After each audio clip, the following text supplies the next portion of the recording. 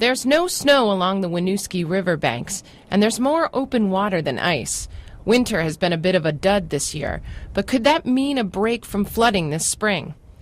The National Weather Service's Greg Hanson says the flood potential for the Champlain Basin right now is low. So we look on not only just riverine flooding due to the snowmelt, but also for ice jam potential. We've got some ice in the Winooski here, and that's another big factor. Warm weather will likely mean fewer ice jams, and the obvious lack of snow will send less water rushing into rivers. Right now, even if we didn't have last year to compare things to, we're really running below normal this year.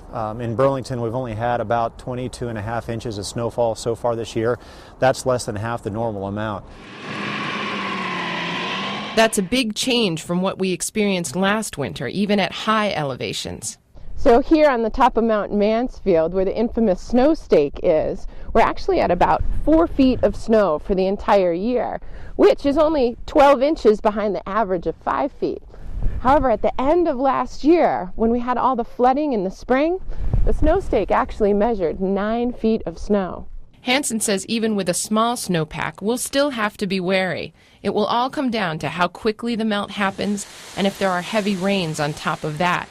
He's concerned, too, about the impacts from Irene. We could also see where river channels have been altered either by the floods or the work that was done in the channels afterwards could make ice hang up. It could change the nature of floods. We could see flooding happen where we didn't really before because the channel has been altered.